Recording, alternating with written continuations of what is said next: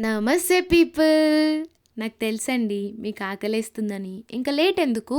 చలో చలో చలో మీకోసం చాలా స్పైసీగా, టేస్టీగా, యమ్మీగా 2 మినిట్స్లో సెజ్వాన్ ఫ్రైడ్ రైస్ చేసి తినిపించేస్తా. చాలా ఈజీ ప్రాసెస్. ఒక ప్యాన్ పెట్టుకొని ప్యాన్లో ఆయిల్ వేసుకొని ఆయిల్ హీట్ అయ్యాక మంచిగా చాప్ చేసిన ginger, garlic, onions, 2 green chillies cut చేసి వేసేసేయండి. మనకి యూజువల్లీ ఫ్రైడ్ రైస్ అంటే ఏం గుర్తుకొస్తుంది? క్యారెట్, క్యాబేజ్, క్యాప్సికమ్, బీన్స్ ఇలాంటివి చాలా ఉంటాయి. ఏవి ఉంటే అవి వేసేసేయండి. లేకపోయినా నో ప్రాబ్లం. మనం ఆనియన్స్తో కూడా మేనేజ్ చేసేస్తాం.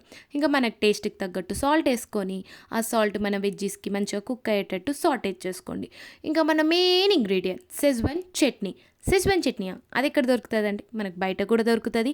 ఇది మాత్రం హోమ్ మేడ్ సెజ్వాన్ చట్నీ. ఒకవేళ మీకు రెసిపీ కావాలంటే ప్లీజ్ నాకు కామెంట్ చేయండి, నేను మీకోసం రెసిపీ అప్లోడ్ చేస్తాను.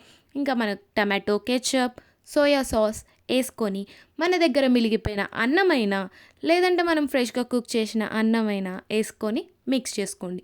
మీరు దీంట్లో చెక్ చేయాల్సింది ఏంటిదంటే, కొంతమందికి కొన్ని స్పైస్ లెవెల్స్ ఉంటాయి. కొంతమంది కారం ఎక్కువ తింటారు, కొంతమంది కారం తక్కువ తింటారు. మన సెజ్వాన్ చట్నీలో స్పైసీ ఉంటుంది కాబట్టి మన స్పైస్ లెవెల్కి తగ్గట్టు చిల్లీ పౌడర్ యాడ్ చేసుకొని మిక్స్ చేసుకోండి. మీకు ఒకటి తెలుసా?